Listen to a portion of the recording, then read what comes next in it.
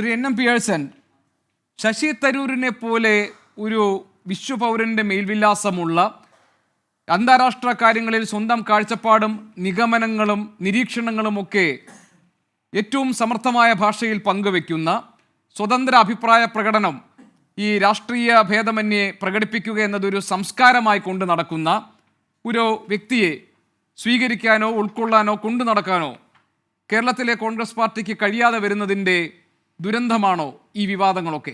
അതോ തരൂർ നടത്തുന്ന പുതിയ നീക്കങ്ങളിലെ രാഷ്ട്രീയത്തെ സംശയിച്ചുകൊണ്ട് ഒന്നിച്ച് പ്രതിരോധിക്കാൻ ഇറങ്ങിയതാണോ കോൺഗ്രസിലെ സംസ്ഥാന നേതാക്കൾ?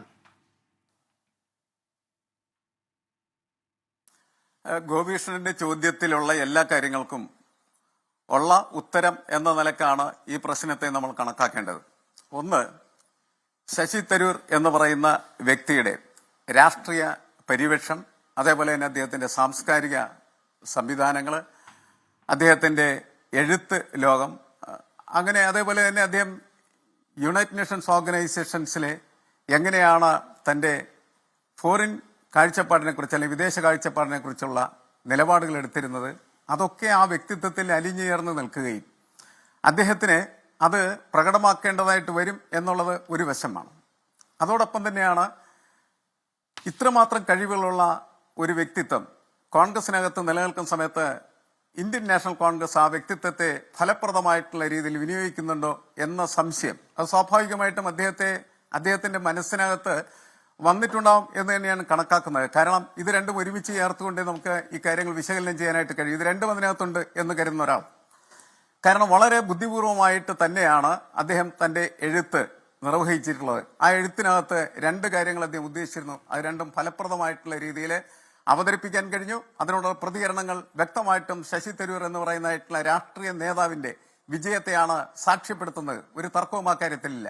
ഒന്ന്, കേരളത്തിൽ അദ്ദേഹത്തിനെതിരെ ഒറ്റക്കെട്ടായിട്ട് കേരളത്തിലെ കോൺഗ്രസ് നിൽക്കുന്നു എന്ന് പറയുന്ന അദ്ദേഹത്തിന്റെ ധാരണ ശക്തിപ്പെടുത്തുന്നതായിട്ടുള്ള സംഭവവികാസങ്ങളാണ് ഈ ഒറ്റ വിഷയത്തിനകത്ത് പുറത്തു വന്നത്.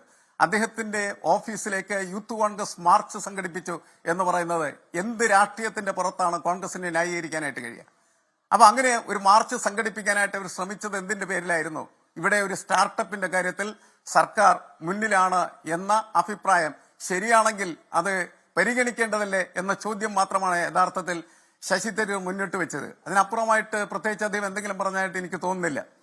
അപ്പോ എക്കോസിസ്റ്റം റിപ്പോർട്ടിനകത്ത് പറഞ്ഞ കാര്യം ശരിയാണെങ്കിൽ, അതാണ് അദ്ദേഹം അടിയരവിട്ട് പറഞ്ഞിട്ടുള്ളത്, അത് ശരിയാണെങ്കിൽ അതിനെ ന്യായീകരിക്കുന്നതിൽ എന്താണ് തകരാറ് എന്നത് ഒരു രാഷ്ട്രീയ ചോദ്യമാണ്. ആ ചോദ്യം ചോദിച്ചതിനാണ് അദ്ദേഹത്തിന്റെ ഓഫീസിലേക്ക് യൂത്ത് കോൺഗ്രസ് മാർച്ച് സംഘടിപ്പിക്കുക.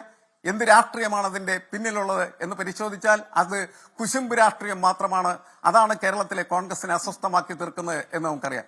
അവിടെ ഒരു ചെറിയ പ്രശ്നം താങ്കൾക്കറിയാമല്ലോ. കേരളത്തിന്റെ ഒരു പൊളിറ്റിക്കൽ മില്യൂ എങ്ങനെയാണ്, കേരളത്തിലെ രാഷ്ട്രീയ പ്രസ്ഥാനങ്ങൾ ഈ കക്ഷി രാഷ്ട്രീയത്തിന്റെ ഭാഗമായി എങ്ങനെയാണ് പ്രവർത്തിച്ചു വരുന്നത്, എങ്ങനെയാണ് ഓരോ വിഷയങ്ങളിലുമുള്ള പ്രതികരണങ്ങൾ അതേപോലെ തന്നെ പൊതുജനാഭിപ്രായമൊക്കെ രൂപപ്പെടുത്തുന്നത് ശ്രീ NM പിയേഴ്സൺ താങ്കൾക്കറിയാമല്ലോ. തദ്ദേശ സ്വയംഭരണ തെരഞ്ഞെടുപ്പ് അടുത്ത് വരുമ്പോൾ, വരുന്ന നിയമസഭാ തെരഞ്ഞെടുപ്പിന് വേണ്ടിയുള്ള ആയുധങ്ങളൊക്കെ പ്രതിപക്ഷം മൂർച്ച കൂട്ടിയിരിക്കുമ്പോഴാണ് ഏറ്റവും ഒരു നല്ല വ്യവസായ അന്തരീക്ഷമുണ്ട് എന്ന് ധ്വനിപ്പിച്ചുകൊണ്ട് കേരളത്തിലെ സ്റ്റാർട്ടപ്പുകളുടെ കാര്യത്തിൽ ആഗോളതലത്തിൽ കേരളത്തിന് വലിയ മുന്നേറ്റം ഉണ്ടാക്കാൻ കഴിഞ്ഞു എന്ന് ഇടത് സർക്കാരിന് ഗുഡ് സർട്ടിഫിക്കറ്റ് നൽകിക്കൊണ്ട് കേരളത്തിലെ പ്രമുഖനായ ഒരു പാർലമെന്റേറിയൻ ശശി തരൂരിനെ പോലൊരാൾ ഒരു ലേഖനം എഴുതുന്നത്, അത് സ്വാഭാവികമായും പ്രതിപക്ഷത്തിന്റെ ഉത്സാഹത്തെ കെടുത്തുന്നതും ഈ തെരഞ്ഞെടുപ്പിനെ നേരിടാൻ അവർ കോപ്പുകൂട്ടി വെച്ചിരിക്കുന്ന ആയുധങ്ങളുടെ മൂർച്ച കുറയ്ക്കുന്നതുമല്ലേ?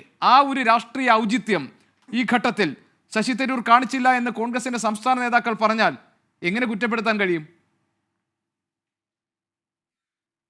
അല്ല, കോൺഗ്രസ് നേതാക്കളെ കുറ്റപ്പെടുത്തുകയല്ല ഞാൻ ചെയ്യുന്നത്. പക്ഷെ അങ്ങനെ ഒരു വിഷയം ഉണ്ടായി കഴിഞ്ഞാൽ അതിനെ എങ്ങനെയാണ് ടാക്കിൾ ചെയ്യേണ്ടത്, ഇങ്ങനെയാണ് ടാക്കിൾ ചെയ്യേണ്ടതെന്നുള്ള ക്വസ്റ്റ്യൻ ശശി തരൂർ തീർച്ചയായിട്ടും ബോധപൂർവം ചെയ്തിരിക്കുന്ന ഒരു കാര്യമല്ലേ? എഴുതുക, ഞാനും ഒരു എഴുത്തുകാരനൊക്കെയാണ്. നമ്മൾ എഴുതുന്ന സമയത്ത് നമ്മളെ കോൺസെൻട്രേഷൻ എന്ന് പറയുന്നത് അസാധാരണമായിരിക്കും. അങ്ങനെ നമ്മൾ കോൺസെൻട്രേറ്റ് ചെയ്ത് നാം എന്ത് ലക്ഷ്യത്തിന് വേണ്ടിയിട്ടാണ് നമ്മളുടെ പേന നീക്കുന്നത് അതിനനുസരിച്ച് തന്നെയാണ് കൃത്യമായിട്ട് വാക്കുകൾ ഒഴുകി വീഴുക. ഇവിടെ കൃത്യമായിട്ട് അദ്ദേഹത്തിന് രണ്ട് ലക്ഷ്യം ഉണ്ടായിരുന്നു.